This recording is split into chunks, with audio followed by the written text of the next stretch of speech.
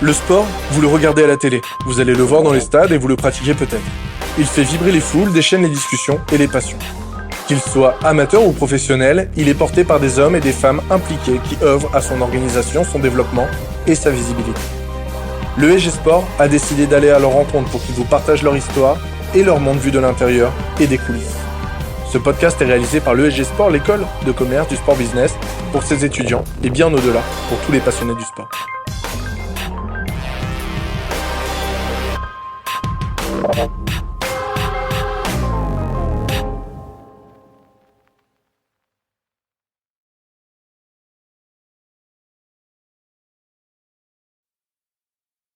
Bonjour Hugues, qu'est-ce que tu fais ici? Je suis venu dire bonjour à tous les étudiants au SG Sport.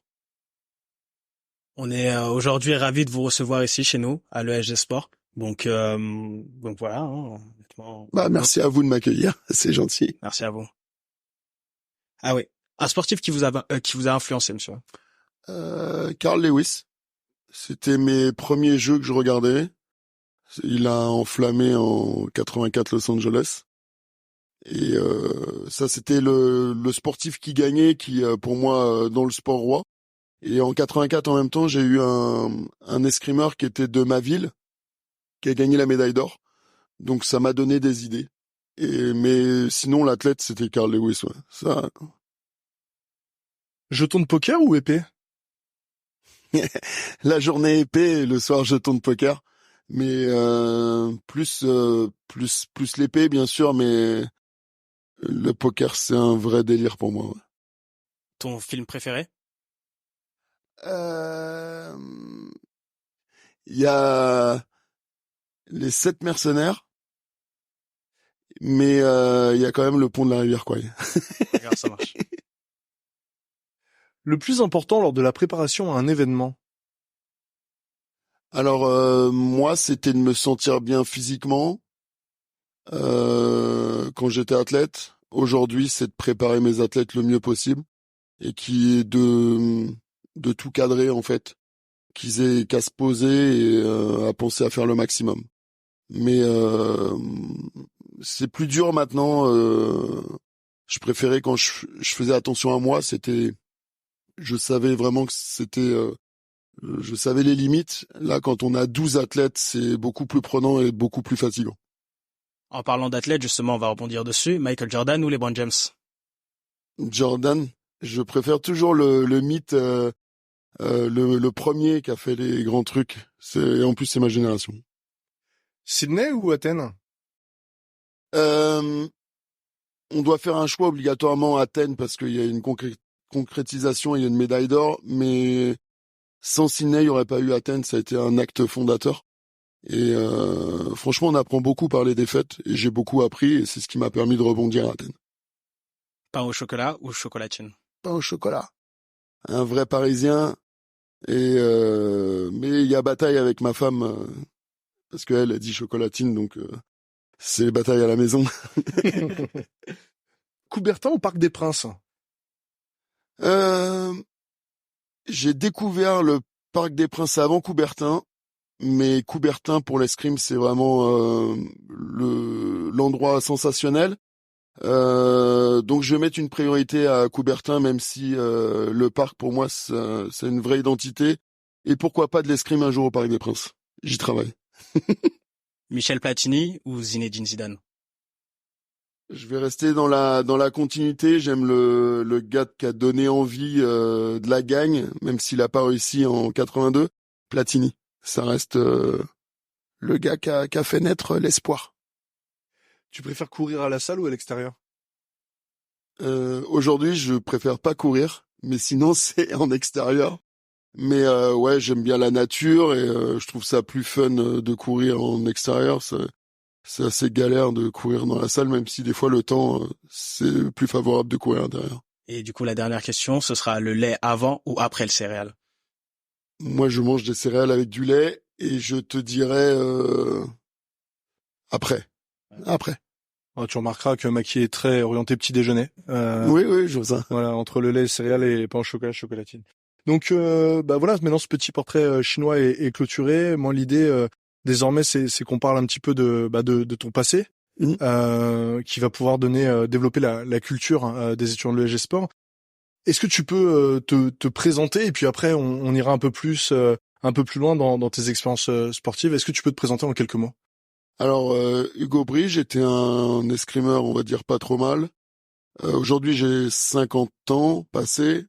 J'ai commencé en 83 et j'ai terminé ma carrière par un titre olympique en 2004. Et j'ai commencé mon boulot d'entraîneur en 2005 et je continue à entraîner les équipes de France. Donc j'étais athlète vraiment de haut niveau dans les équipes nationales à partir de 90 jusqu'à 2004, 14 ans dans les équipes nationales. Et puis ensuite, après, je continue mon boulot d'entraîneur, je sais pas combien de temps. J'ai commencé avec les équipes de France, j'ai fait un petit passage de 5 ans en Chine et je suis revenu en France pour les Jeux de Paris. Et voilà. Parfait, nickel. Donc aujourd'hui, comme on reste dans le passé, on voulait savoir quelles avaient été justement vos premières expériences sportives, si vous avez commencé directement par l'escrime ou il y avait un sport juste avant. Alors j'avais mon père qui était très fan de sport, donc j'ai commencé au judo, j'ai arrêté parce que il fallait attendre de faire les ceintures, les machins, tout ça, je pouvais pas trop. Ensuite j'ai fait des sports co, notamment du hand.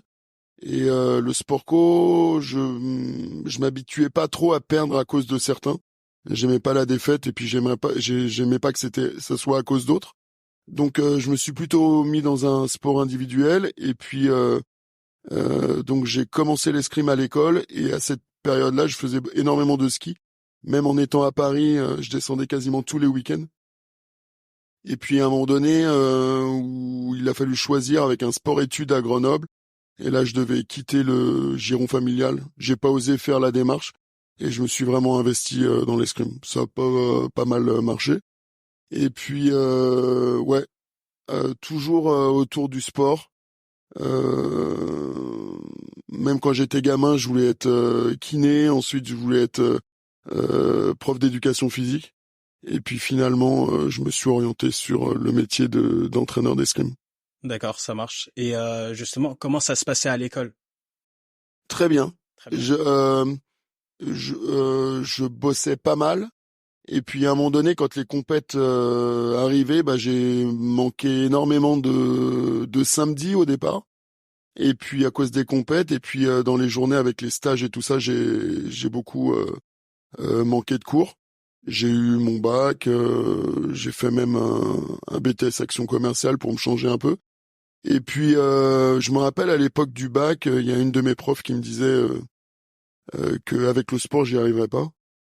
Et puis, c'était peut-être quelque chose de moteur. Je lui ai montré qu'on était capable d'aller au bout de ses idées. Et puis, j'ai pas mal réussi à montrer que même si c'était un sport mineur, l'escrime, on pouvait en vivre. Et aujourd'hui, faire mon boulot là-dedans. Donc voilà, je pense que j'ai pas mal réussi. Parfait. Justement, vous nous avez dit que vous avez commencé par le judo. Qu'est-ce qui vous a poussé directement vers l'escrime réellement? En fait, ce qui était pas mal, c'est que on avait un masque et on faisait un sport de combat, on pouvait cacher un peu ses émotions, on pouvait avoir un peu de visage. L'histoire d'avoir une arme entre les mains, c'était plutôt intéressant. Et puis j'avais un entraîneur, enfin un maître d'armes à l'époque, qui était un ancien militaire, et il a cadré tout de suite les choses. C'était très autoritaire, mais il y avait une discipline, il fallait apprendre, et ça m'a bien canalisé, quoi.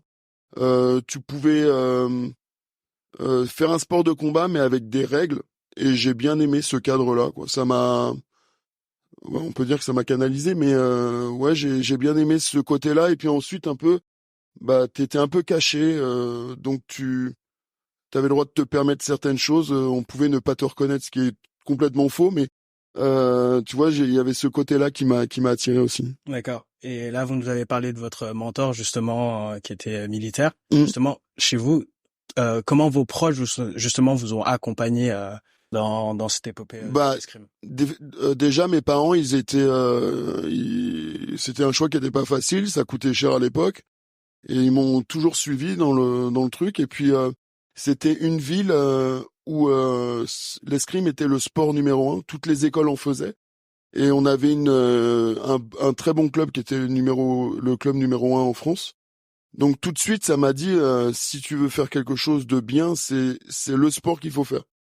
Et puis, comme j'ai dit tout à l'heure, quand t'as un gars qui gagne les Jeux Olympiques et dans ton club et qui vit qui vit dans la même ville que toi et qui est palpable, bah, ça te donne des idées en fait. Tu te dis, bah lui il a réussi, pourquoi pas moi? Et en fait, c'est ce que j'essaye de faire avec les jeunes, d'être assez proche d'eux pour leur montrer que quand t'as un rêve, si t'as une personne qui est en face de toi, qui te parle et qui dit que c'est possible, effectivement, c'est que c'est possible. D'accord, ça marche. Et on sait justement que juste après votre carrière, vous avez justement été entraîneur en Chine. Mhm. Expliquez-nous pourquoi ce choix d'aller en Chine, justement parce que c'est une autre culture, c'est Mhm. très différent de la France. Donc, Alors, déjà, ce qu'il faut savoir, c'est qu'à une période, la France ne voulait plus de moi. Donc, bah, j'ai voulu chercher un autre pays. Euh, la Chine s'est intéressée à moi. Et je suis allé 3 jours en Chine pour voir un peu comment ils fonctionnaient, ce que c'était là-bas et tout ça. J'ai été accepté, même si j'étais encore en équipe de France à cette période-là. J'ai eu l'impression que je faisais partie de cette famille. Et puis, bah, ça s'est concrétisé 4 mois avant que je parte. Et puis, même en ramenant une médaille d'or et une médaille de bronze des Jeux Olympiques de Rio. Je pense que le divorce était consommé et puis j'étais déjà prêt dans la tête à m'ouvrir sur quelque chose d'autre, à apprendre mon métier parce que j'ai encore appris là-bas. Et puis savoir si j'étais capable de m'exporter, puisque quand tu réussis dans ton pays, on va dire que c'est un peu plus facile. Et puis c'est quelque chose qui a super bien marché. Et aujourd'hui,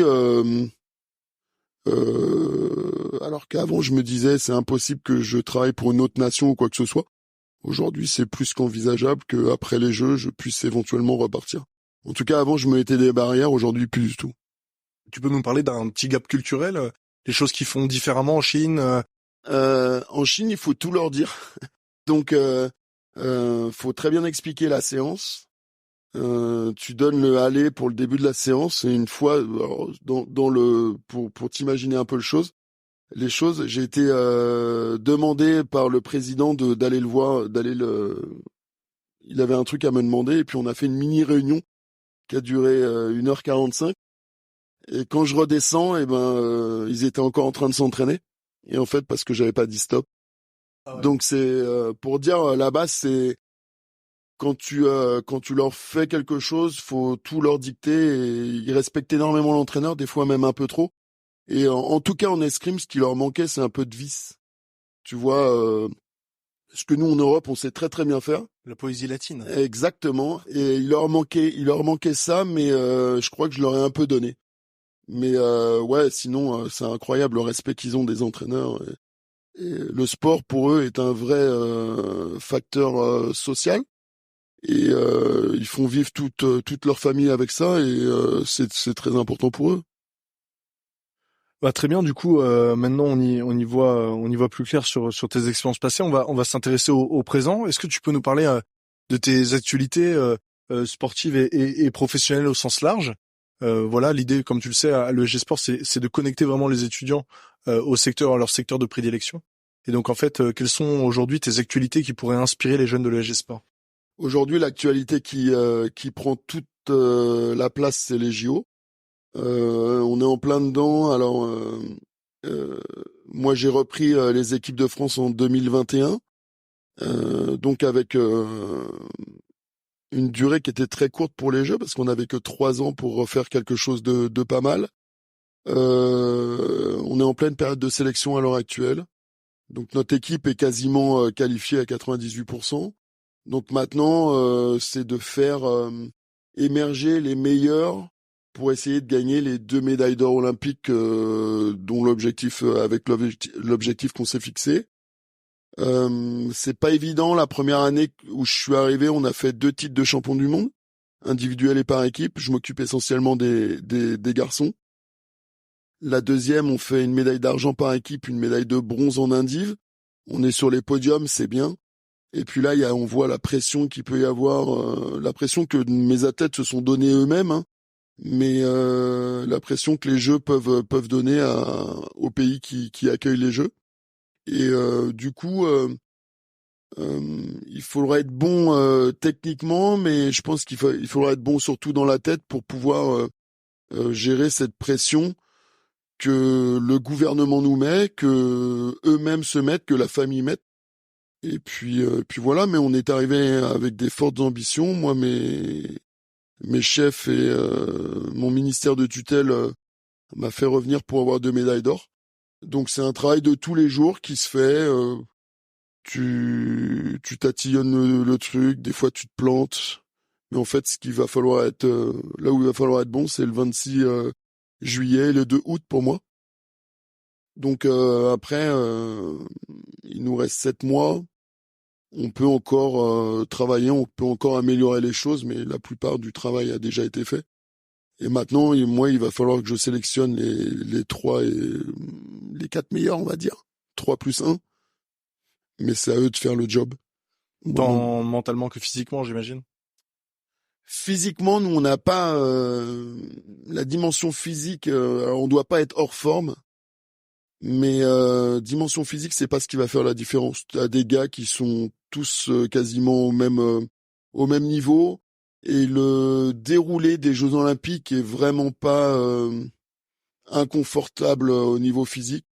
En revanche, c'est tout ce que le psychologique et le mental font pendant, je dirais, le mois avant et pendant la semaine de compète, qui fait que si t'es pas bien dans ton corps, tu peux carrément péter un câble, quoi.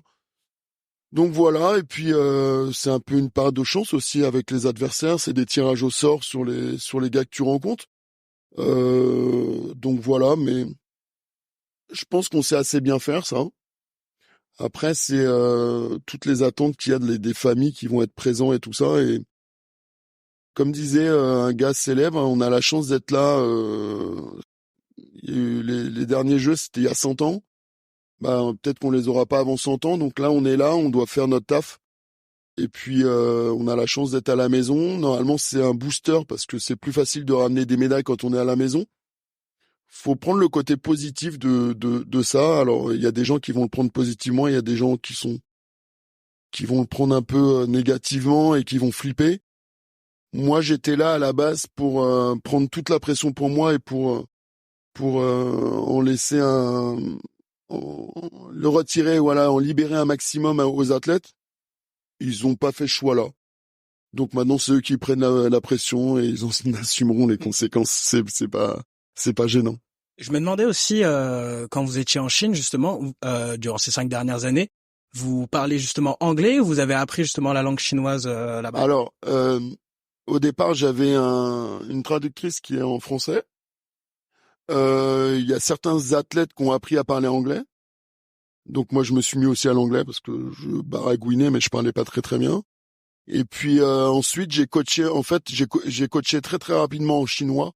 Ce qui était intéressant, c'est que les autres nations me comprenaient pas. Donc c'était avantageux parce que je pouvais gueuler sans que personne ne comprenne. Et puis ce qui avait de bien aussi quand on rencontrait les Hongkongais, c'est qu'avec mon accent, il y avait que mes athlètes qui me comprenaient. Donc c'était idéal. D'accord. Nous savons aussi également que lors de la semaine du 8 janvier, l'équipe de Chine est venue justement ici à Paris. Et on sait que justement lors de ce dernier week-end du 13 au 14, il y avait une compétition à Coubertin. Je voulais savoir justement comment ça s'est passé, comment ça s'est déroulé. C'est pas la même équipe qui est venue ici, c'était une équipe de Fleuret, moi je suis épée. Mais j'ai gardé des bons contacts avec mes athlètes et même mes adjoints à l'époque et même les entraîneurs des autres armes parce que là-bas on vivait ensemble dans le centre national et on était 24 heures sur 24 ensemble. Donc on était une vraie famille, on a gardé ces liens. Et puis j'apportais un peu là-bas le côté exotique un peu parce que entraîneur chinois, vivre en Chine, c'était pas forcément fun. Moi j'apportais le côté fun, donc il y a les athlètes chinois quand ils me voient même c'était pas même mes athlètes à moi, mais ils ont un souvenir. Et puis quand t'as un entraîneur qui réussit étranger, t'es quand même reconnu là-bas, donc Et ils ont quand même gardé ce respect-là d'un entraîneur étranger qui a réussi dans leur pays. Et puis il y a un truc qu'il faut dire, c'est que à partir du moment où j'ai dit que je m'installais là-bas sans ma famille, là ils m'ont regardé avec des grands yeux en disant tu sacrifies ta famille pour nous. Et je t'avoue que pour eux, la famille, ça compte beaucoup. Et donc que je fasse ce geste-là, c'était un geste fort. Et ils ont été très reconnaissants pour ça. Donc, hormis tes fonctions d'entraîneur, t'es aussi consultant et co-animateur sur MC. J'ai travaillé, maintenant je le fais plus. Ouais, tu le fais plus. Et ouais, c'était une super expérience. Pour parler de poker. Ouais, Ton autre vie. ouais. Voilà. Avec Ma vie du soir. ouais, ta vie du soir et de la nuit. Ouais. Avec donc c'était quoi à l'époque? C'était déjà le AMC Poker Show avec Ouais, Daniel c'est ça, Riolo. avec Daniel Riolo. Ouais. Alors, tu peux nous expliquer ton arrivée. Alors, comment t'es arrivé à pénétrer ce monde-là des médias? Comment ils t'ont sélectionné toi pour parler de poker? Et puis, bah voilà, est-ce que tu me parlais un peu les coulisses de cette Alors, arrivée là? ouais. Alors en fait, si tu veux, quand j'ai arrêté, j'étais plutôt un bon client pour eux, les médias quand j'étais athlète. Donc je disais ce qui se passait, j'avais pas de langue de bois et tout ça. Donc quand j'ai arrêté, pour les Jeux de Pékin, RMC m'a demandé de commenter les Jeux pour eux. Donc j'ai été en Chine, à Pékin pour commenter les Jeux. J'ai fait la même chose à Londres. Donc j'ai gardé tout ce côté média. Et puis à un moment donné, ils cherchaient l'émission de poker devait se monter. C'était la première fois qu'ils faisaient une émission de poker. Ils ont demandé à Daniel. Ils cherchaient un sportif et bah c'est tombé sur moi. Ils savaient que j'étais amateur de ça. Et en fait, comme j'avais un peu l'habitude des médias et tout ça, ils se sont dit bon bah ça sera, il va vite s'acclimater au truc. Et puis c'était avec Wina, ça s'est super bien passé. Et du coup, bah, on a fait ça pendant 2 saisons et demie, 3 saisons. Et puis ensuite, avec mon départ en Chine, j'ai dû arrêter. Et du coup, c'est le gars de koh qui a repris ça. On me dire. C'est Moundir qui a repris. Et il le fait très très bien. Et moi, j'amenais le côté sport en fait du jeu. Et puis c'était un très bon moment pour moi de faire ces émissions-là avec les médias. Et puis comme ça, il me gardait en tant que consultant en même temps dans la maison. Ok, donc en fait, tu es arrivé par l'apport du L'escrime, sport, ouais. du commentateur sportif. Exactement. Est-ce que tu peux nous parler un petit peu aussi de voilà, donc tes activités de la nuit, tu fais partie de cercle, tu fréquentes beaucoup. C'est quoi le poker pour toi? C'est tous les soirs, c'est toutes les semaines? Non, alors il y a un moment donné, c'était vraiment très fréquent et pratiquement tous les soirs je jouais et j'organisais même des parties avec des athlètes. Quand on partait en compète, on jouait. On avait même créé un poker Alfortville Tour, et c'était chez nous, et avec plusieurs athlètes et plusieurs armes. Et en fait, ça fédérait tout le monde, c'était incroyable. Et puis, bah, c'est un peu passé. Moi, je suis parti, même quand j'étais en Chine, je jouais. Et puis ensuite, ouais, je vais dans les cercles, je fais des parties. Après, c'est assez chronophage, donc c'est un peu délicat, mais sinon, j'aime bien le soir après une semaine intense de boulot, de pouvoir me calmer. Et, moi, c'est assez reposant et C'est un échappatoire pour toi. ouais, exactement. Et puis j'adore les cartes, j'adore le stress, j'adore le fait de parler avec des gens que je connais pas et tout ça. J'aime bien cette atmosphère. Bon, ouais, et du coup, qui est le plus fort, c'est toi ou Daniel Riolo? Je pense moi, mais Daniel le dira jamais. Très bien, bah écoute, merci pour cette petite partie dédiée à l'actualité. J'aimerais que maintenant qu'on avance et qu'on se projette sur l'avenir. Alors évidemment, il y a un événement phare cette année. Voilà, je vais laisser Makib continuer, mais c'est vrai que nous, ce qui nous intéresse, si tu veux, dans le cadre de l'accompagnement de jeunes, c'est toujours qu'ils aient une vision, parce qu'il faut qu'ils se fixent des objectifs. Et ça, c'est extrêmement important aussi de bénéficier de ton retour d'expérience et de voir en fait quels sont à toi tes objectifs. Ouais. Justement, comme vous aimez beaucoup le poker, vous qui aimez beaucoup justement avoir un coup d'avance sur vos adversaires, c'est quoi la suite Alors, je suis en plein dedans. Et ça fait à peu près 6 mois que j'y pense. Chez nous, il y a le gros événement, c'est les Jeux, mais je pense déjà après les Jeux. On sait pas trop ce que va devenir la France après les Jeux.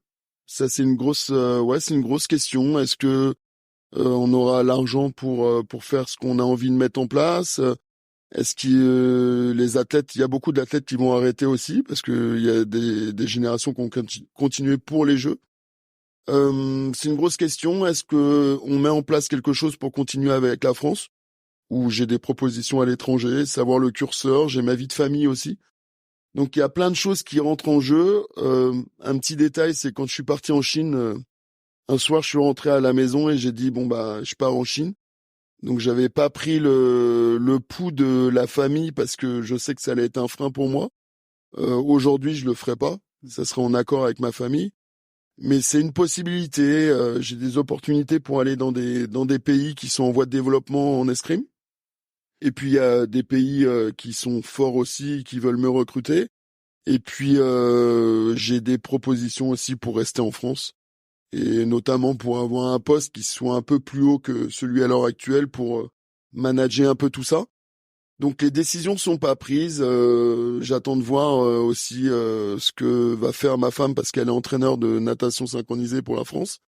Donc on a quand même on a une fille aussi à gérer. Et je pense qu'elle aimerait rester en France. C'est un cadre sympa de pouvoir être avec sa famille. Et j'étais à 10 000 kilomètres de ma femme. Là, quand elle s'entraîne, je suis à 60 mètres. Donc voilà, faut tout prendre en considération. Et en tout cas, le projet à l'étranger ne me fait plus peur. Comme il aurait pu me faire peur auparavant, on m'a dit quand t'as réussi en Chine, tu peux aller partout, c'est plus simple. Beau CV. Ouais, c'est pas mal. Ouais, c'est pas mal comme CV. Et après, c'est les défis que j'ai envie de me lancer. Il y a des pistes, des nouveaux pays, Moyen-Orient, des pays qui ont envie de se lancer dans l'escrime aussi. Donc, moi, le côté avoir tout à monter me tente pas mal, mais à côté avoir un projet de manager en gros général de l'épée française me tente aussi. Donc, je t'avoue que là, je suis un peu happé à droite et à gauche, et on sait que la décision devra arriver de toute façon avant les Jeux, parce que sinon ça va nous... Donc une période qui est pas forcément facile, mais que j'ai appréhendée déjà pour me permettre de pas la subir et plutôt de faire le vrai choix. Mais il faut pas faire le choix, il faut faire le bon choix ce coup-ci. Donc on va voir ce que l'avenir nous réserve, et peut-être que je viendrai ici pour vous dire où je vais. Non, mais enfin, en tout cas, ce qu'on retiendra pour les étudiants de l'EG Sport, c'est des objectifs, des contacts et des expériences internationales. En général, c'est une recette qui marche bien dans tous les secteurs d'activité et aussi. Ouais, et puis de prendre aussi les choses en amont, de pas subir la chose. Et moi, je dis ça à mes athlètes, hein, quel que soit, je dirais que c'est une expérience, mais à partir du moment où c'est notre choix, c'est le bon choix. Faut pas que ça soit un choix qui soit dicté par les autres ou qui soit la route obligatoire. Moi, je pense que je vais faire un choix. Peut-être qu'il y a des gens qui vont pas le comprendre, mais en tout cas, ça sera le mien. Et je pense que j'aurais pris tous les facteurs risques et tout ça en amont. Et chose que j'avais pas faite la première fois, mais ça s'est plutôt bien passé. Donc, je m'en veux absolument pas. Mais là, ouais, la famille, j'ai vu quand je suis resté 5 ans loin de tout ça et pendant les années Covid, c'était très très dur. Ouais, non, mais merci pour ce témoignage qui relève presque en tout cas de l'intime et de la relation familiale, parce que c'est vrai que moi, c'est comme directeur, c'est quelque chose que je dis souvent à mes étudiants, c'est qu'il faut qu'ils fassent leur programme à eux et qu'ils vivent pas par procuration le rêve de leur papa ou de leur maman ou de leur grand frère. Exactement. Et ça, c'est extrêmement important dans l'authenticité qu'ils doivent donner à leur parcours. Dernière petite question que j'ai envie de te poser, moi, c'est si tu te voyais au début de ta carrière, là, aujourd'hui, avec toute ton expérience, quel conseil tu pourrais te donner? Alors quand j'ai commencé ma carrière de sportif, le sport était pas autant en avant. Les gens qui faisaient du sport de haut niveau étaient un peu regardés comme des gens un peu space. Mais aujourd'hui, ce que je vois, c'est qu'il y a beaucoup de jeunes qui veulent tout avoir avant de montrer. Donc je pense que faites vos preuves, montrez que vous êtes des bosseurs, montrez que vous êtes capable avec peu de moyens de réussir, et ensuite vous aurez énormément de moyens. Aujourd'hui, il y a des gens qui veulent tout de suite sans avoir montré, et des fois ils se cassent la gueule. Et je pense que ils font le mauvais choix, parce que je pense qu'en réussissant avec pas beaucoup, ensuite on peut démontrer certaines capacités, et ensuite on va nous demander, on va nous donner beaucoup plus, et du coup on va vivre plus longtemps. Et moi je me suis endurci en fait au départ. J'avais pas beaucoup de moyens, mais en fait le fait de gagner, d'aller au bout de mes projets, de montrer que j'étais un vrai bosseur et que j'étais capable d'y arriver. Ensuite on m'a fait confiance sur plein de choses, et des choses que j'aurais plus jamais imaginé me sont venues à moi. Donc mais c'est moi qui me suis créé. On me dit beaucoup que j'ai de la chance, mais en fait c'est moi qui ai attiré la chance, parce que je pense que j'ai montré que j'étais capable de réussir avec des trucs qui étaient pas faciles. Merci beaucoup, Hugues, d'avoir été avec nous. Ah, merci à tout le monde. Merci beaucoup. Merci à vous tous.